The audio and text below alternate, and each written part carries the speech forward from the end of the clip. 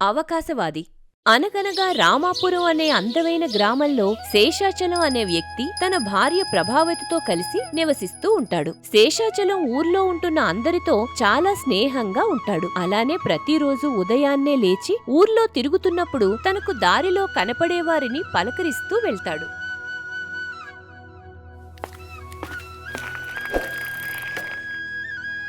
నీ వ్యాపారం ఎలా నడుస్తుంది రంగయ్య? ఏదో ఆ దేవుడి దయ వల్ల అంతా మంచిగానే జరుగుతుందయ్యా. పోనీలే, మొన్న మధ్య మీ కూతురికి పెళ్లి సంబంధం వచ్చిందట. ఏమైనా కుదిరిందా లేదా? కట్న కానుకల గురించి మాట్లాడుకుంటున్నామయ్యా. అన్నీ కుదిరితే ఈ ఏడాదిలో పెళ్లి చేసేస్తాం. మంచిది రంగయ్య, నువ్వు వెళ్లే దారిలో మన ఇంటికి 1 లీటర్ పాలు వేసెళ్ళు. అప్పుడు రంగయ్య ఏదో చెప్పడానికి సంకోచిస్తూ ఉంటాడు. అది గమనించిన శేషాచలం విషయం ఏంటని అడుగుతాడు. దానికి రంగయ్య, అయ్యగారు, గత 2 నెలల నుంచి పాల డబ్బులు ఇవ్వడం లేదు. కొంచెం ఆ డబ్బులు సర్దుతారా? మొత్తం కలిపి ఇచ్చేస్తాలే రంగయ్య, నువ్వైతే ముందు పాలు పోయి.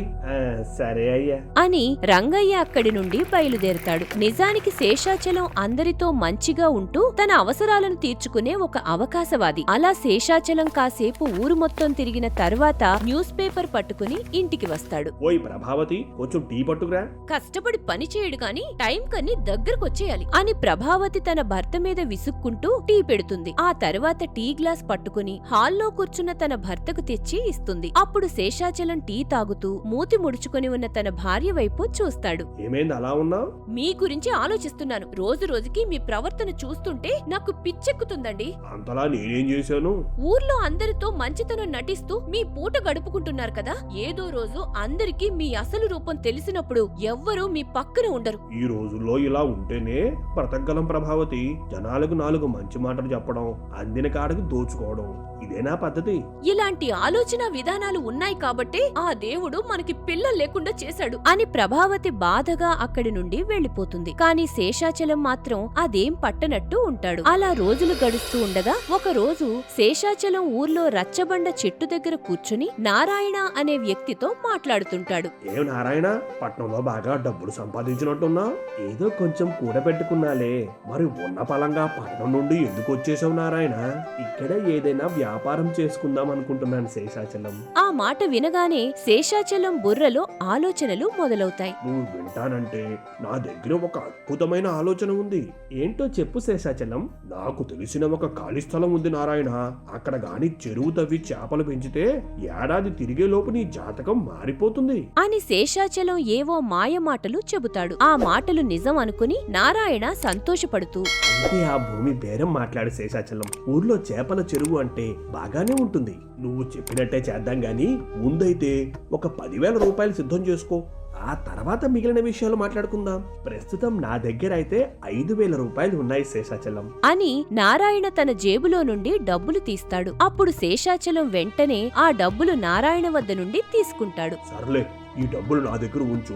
చెరువు విషయం గురించి మాట్లాడతాను. చాలా సంతోషం శేషాచలం. మరి నేను బయలుదేరుతాను. సరే సరే సరే, వెళ్ళు వెళ్ళు. నీకు బోలుడు పనులుంటాయి కదా మరి. అలా ఇద్దరూ ఎవరింటికి వారు బయలుదేరి వెళ్లిపోతారు. శేషాచలం తన ఇంటికి చేరుకుని నారాయణ ఇచ్చిన డబ్బులను భార్యకు ఇస్తాడు. అప్పుడు డబ్బుల విషయం తెలుసుకున్న భార్య కోపంగా, ఇలా పరుల సొమ్ము తింటే మనం ఏం బాగుపడతామండి? ఇప్పుడు మనకి ఏం లోటు వచ్చింది? మనం బాగానే ఉన్నాం కదా. అన్ని రోజులు ఒకేలా ఉండవండి, ఆ విషయం గుర్తు పెట్టుకోండి అని ప్రభావతి తన చేతిలో ఉన్న డబ్బులు అక్కడ వదిలేసి వెళ్లిపోతుంది. అప్పుడు శేషాచలం, అసలు నా భార్యకు డబ్బు విలువ తెలియడం లేదు. ఈ రోజుల్లో ఒకరిని మోసం చేసి డబ్బులు సంపాదించడం ఎంత కష్టం అని శేషాచలం తాను చేసే పనిని సమర్థించుకుంటాడు.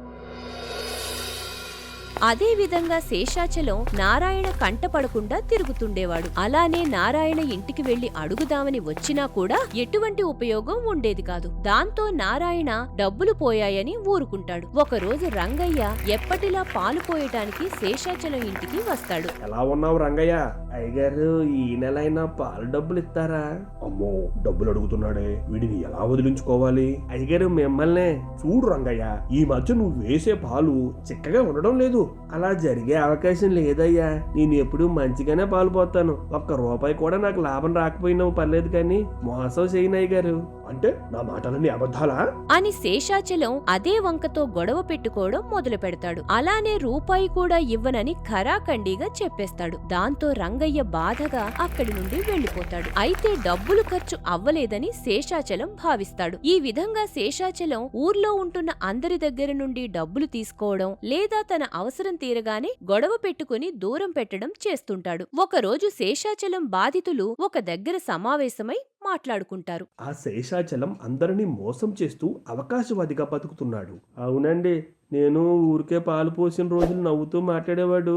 ఎప్పుడైతే నేను డబ్బులు అడిగితే నాతో గొడవ పెట్టుకున్నాడు.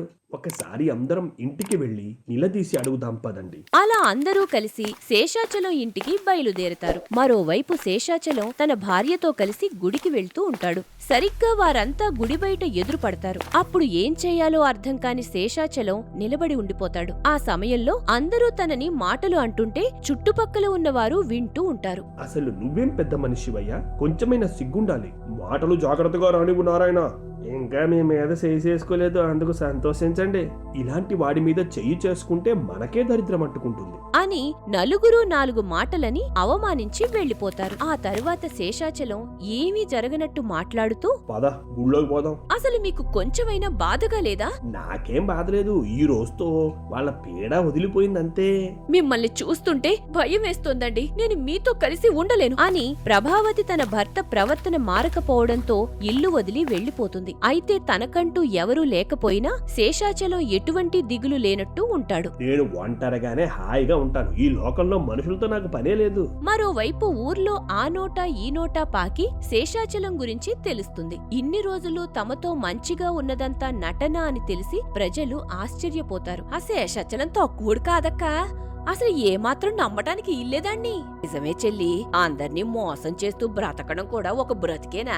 అవును, ఆడి పాపం పండే వరకు అంతే. ఒకవైపు ఊర్లో జనం ఈ విధంగా మాట్లాడుకుంటూ ఉంటే శేషాచలం ఒంటరిగా ఇంట్లో ఉంటూ ఉంటాడు. ఒకవేళ శేషాచలం ఊర్లోకి వచ్చినా ఎవరూ పట్టించుకునేవారు కాదు. దాంతో శేషాచలం మెల్లిగా ఇంట్లో నుండి బయటకు రావడం తగ్గించేస్తాడు. ఆ విధంగా 6 నెలలు గడిచిపోతాయి. అలా తాను చేసిన పనుల వల్ల కావచ్చు శేషాచలం అనారోగ్యానికి గురవుతాడు. అప్పుడు ఒకరోజు శేషాచలం తన భార్యకు కబురు పెట్టి ఇంటికి పిలిపిస్తాడు. ప్రభావతి, నీ మాటలే నిజమయ్యాయి, అందుకే నేను ఈ పరిస్థితికి వచ్చాను. మీరు దేని గురించి మాట్లాడుతున్నారండి? ఇంతకాలం నేను అవకాశవాదిగా బ్రతికాను. దానివల్ల నేను అన్నీ కోల్పోయాను. నాకు తెలిసి ఇంకొన్ని రోజుల్లో నా ప్రాణం కూడా కోల్పోతానేమో అని శేషాచలం బాధగా కంటతడి పెట్టుకుని తన భార్యతో మాట్లాడతాడు. ఆ మాటలన్నీ విన్న ప్రభావతి, ఏంటండి ఆ మాటలు? మీ మీద కోపం ఉన్నమాట వాస్తవమే, కానీ మిమ్మల్ని దూరం చేసుకునేంత కోపం లేదండి. నేను చనిపోయాక నా వల్ల బాధపడిన వారందరికీ నా తరపున క్షమాపణలు చెప్పు అని శేషాచలం బాధపడుతూ మాట్లాడతాడు. ఆ తరువాత ప్రభావతి ఒక క్షణం ఆలోచించి గ్రామస్తుల వద్దకెళ్లి తన భర్త తరపున క్షమాపణలు చెబుతుంది. అలానే తన తప్పులను తెలుసుకుని పశ్చాత్తాపం పడుతున్నట్టు కూడా చెబుతుంది. ఆయన చేసిన తప్పులకు నువ్వెందుకు క్షమాపణలు చెప్పడమమ్మా?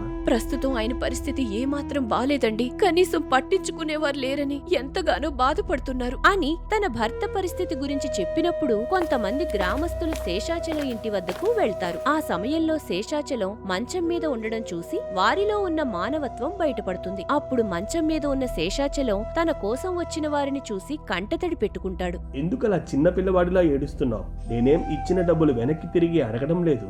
అయ్యగారు రేపటి నుంచి పాలు పోయమంటారా?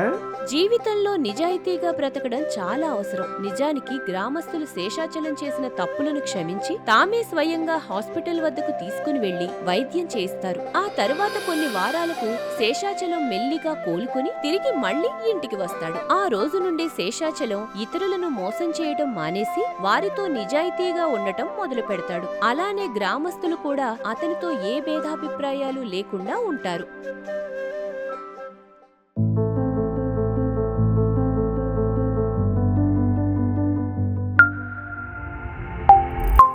For more videos, please subscribe our channel.